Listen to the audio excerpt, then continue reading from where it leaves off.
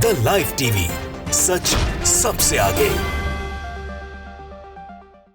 नमस्कार, मैं हूं रंजीत झा और आप देख रहे हैं द लाइव टीवी। ऐसा कोई दिन नहीं जब महाराष्ट्र की सियासत से कोई बड़ी खबर ना आए। एक और चौंका देने वाली खबर सामने आ गई है। जिस बात का अंदेशा लगाया जा रहा था वही होता हुआ भी दिखाई पड़ रहा है। बड़ी खबर यह है कि महाराष्ट्र विधानसभा के स्पीकर राहुल नार्वेकर ने सीएम शिंदे और उनके विधायकों को नोटिस जारी कर दिया है। मतलब इशारा समझने वाले समझ गए होंगे कि कैसे बीजेपी ने अजित पवार को अपने खेमे में किया और उसके बाद सीएम शिंदे की छटपटाहट बढ़ने लगी थी। और अब जो अंदेशा लगाया जा रहा था कि सीएम शिंदे की कुर्सी खतरे में पड़ सकती है, यह मौका आता हुआ दिखाई पड़ रहा है। भारतीय जनता पार्टी अब अपने उस रंग में लौट आई है कि जहां उनका फायदा है, जहां वो दबाव मुक्त महसूस करेंगे, वही फैसला वो लेंगे। तो ऐसे में अब महाराष्ट्र के विधानसभा स्पीकर ने जो चौंकाने वाला फैसला लिया है, उसके बाद सीएम शिंदे की बौखलाहट बढ़ने वाली है। उनके खेमे में भी खलबली मचने वाली है। जरा अपने स्क्रीन पर देखिए हेडलाइन क्या है। एबीपी न्यूज ने लिखा है, महाराष्ट्र पॉलिटिक्स, महाराष्ट्र की राजनीति से बड़ी खबर। विधानसभा स्पीकर ने सीएम शिंदे और विधायकों को जारी किया है नोटिस। इस मामले में जानकारी यह भी है कि उद्धव ठाकरे गुट के भी कुछ विधायकों को नोटिस गया है, वो भी हम आपको बताएंगे। लेकिन जरा इस खबर को डिटेल में देखते हैं कि मामला क्या है, नोटिस में क्या कहा गया है, यह भी समझने वाली बात है। क्योंकि यह ब्रेकिंग खबर है, इस वजह से यह बहुत ही महाराष्ट्र की सियासत में हड़कंप मचा देने जैसा ही है।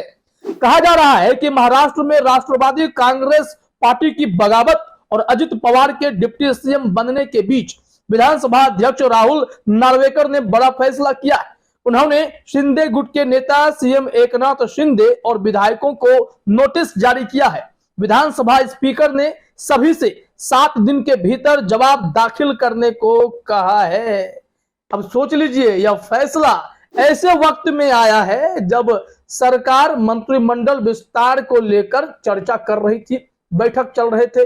सीएम शिंदे अपने गुट के विधायकों को कैबिनेट में एडजस्ट करना चाह रहे थे और इसी को लेकर शिंदे गुट में भी भारी बगावत देखने को मिल रही थी। किसे मौका मिलेगा, किसे नहीं मिलेगा। साल भर से शिंदे गुट के वो तमाम विधायक इंतजार कर रहे थे कि अब क्या करें, हमें तो कैबिनेट में जगह मिल नहीं रही है। और ऐसे में जब अजित पवार ने एंट्री मारी तो शिंदे गुट और भी परेशान हो चला। अजित पवार के साथ आए 8 विधायकों ने भी कैबिनेट में सदस्यता ले ली, मंत्री बन गए। अजित पवार को जोड़ दें तो टोटल 9 उनके भी हो गए, 9 शिंदे के भी हो गए। तो ऐसे में जो बची हुई सीट हैं उस पर किसका दबदबा होगा, इसको लेकर एकनाथ शिंदे के विधायक एकनाथ शिंदे को बार बार कह रहे थे कि आप अपने वादे पर खड़े नहीं उतरे। हम लोग इतना रिस्क लेकर भारतीय जनता पार्टी से हाथ मिलाए, हमें क्या मिला। और ऐसे में शिंदे गुट में भी दो फाड़ की स्थिति बताई जाने लगी कि शिंदे गुट टूट जाएगा। एक खेमा जो है उद्धव ठाकरे के पास वापसी करना चाहता है, उनके खेमे में चले जाना चाहता है, लेकिन दूसरा खेमा है कि मंत्रिमंडल में बने रहना चाहता है।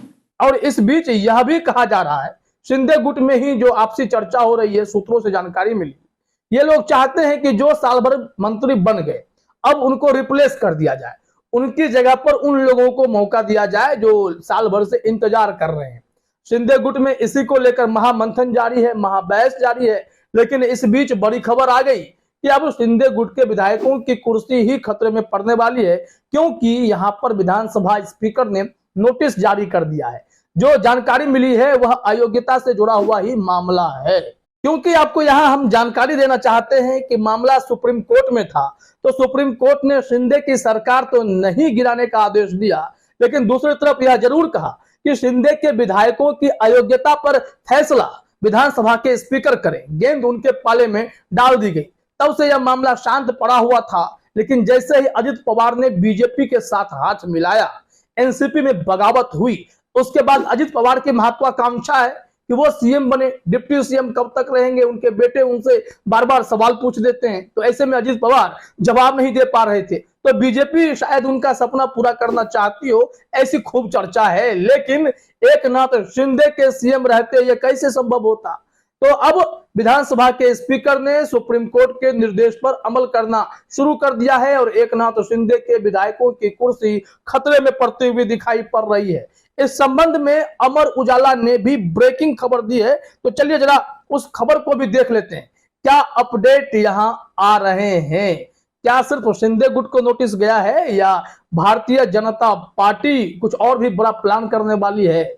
सब कुछ समझ में आएगा। चलिए हेडलाइन देखते हैं। अमर उजाला ने लिखा है, शिंदे के नेतृत्व वाली शिवसेना के 40 और ठाकरे गुट के 14 एमएलए को नोटिस जारी, अयोग्यता पर मांगा जवाब। यानी मामला उसी से जुड़ा हुआ है कि आपको क्यों ना अयोग्य घोषित कर दिया जाए।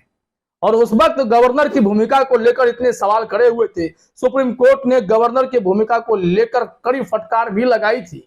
ये क्या चल रहा है हमारे देश में? जब चाहे किसी भी सरकार को, चुनी हुई सरकार को गिरा देंगे। गवर्नर के पास कोई भी आएगा, बोलेगा कि 20 विधायक मेरे साथ हैं, मुझे सीएम बना दो, तो क्या सीएम बना दिया जाएगा?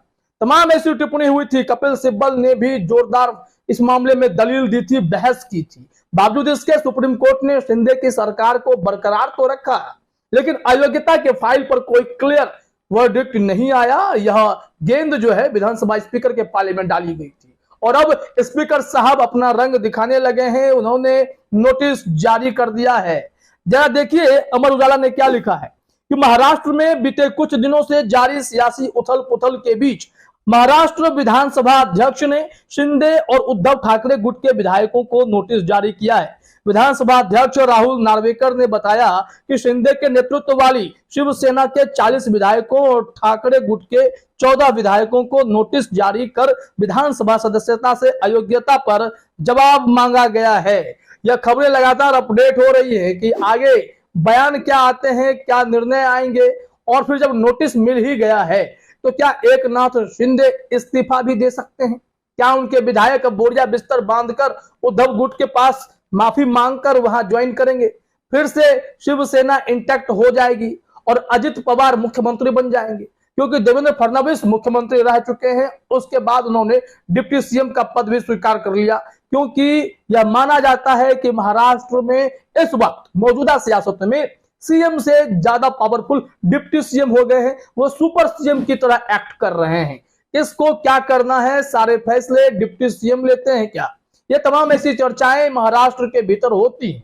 ऐसे में देवेंद्र फडणवीस तो नहीं चाहते हैं कि वो मुख्यमंत्री बन जाए और चाहकर भी नहीं बनेंगे, क्योंकि इस वक्त अजित पवार का सपना पूरा करने का ठेका शायद बीजेपी ने जरूर ले रखा होगा। और अब देखिए कि कितना बड़ा बावेला मचने वाला है महाराष्ट्र में। जिस बात की आशंका जताई जा रही थी, संजय राउत कह रहे थे, विनायक राउत कह रहे थे, ये तमाम लोग पहले से दावा कर रहे थे कि शिंदे गुट में दो फाड़ की स्थिति है, शिंदे गुट की कुर्सी खतरे में है, उनका मुख्यमंत्री पद से दावेदारी खत्म हो जाएगी, वो सीएम नहीं रहेंगे, ऐसा भी कहा गया था।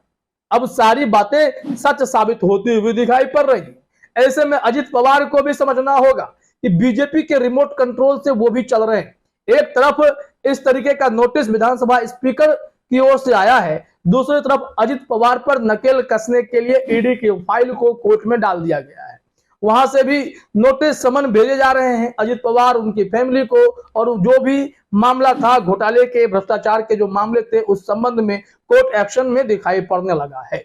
तो अजित पवार के पास सिर्फ और सिर्फ बीजेपी के ही निर्देशानुसार चलने के अलावा कोई विकल्प नहीं बचा है। और दूसरी तरफ शिंदे गुट की बगावत को रोकने के लिए शायद बीजेपी ने ऐसा कदम उठाया है, ऐसी भी सियासी पंडित चर्चा कर रहे हैं। तो देखिए महाराष्ट्र की सियासत में आगे कौन सा गुल खिलता है। क्या अजित पवार अगले महाराष्ट्र के मुख्यमंत्री होंगे और एकनाथ शिंदे की कुर्सी खतरे में पड़ गई है और उन्हें इस्तीफा देना पड़ सकता है? इंतजार करना होगा। फिलहाल इस वीडियो में इतना ही। आप सभी का हमसे जुड़ने के लिए बहुत बहुत धन्यवाद। द लाइव टीवी, सच सबसे आगे।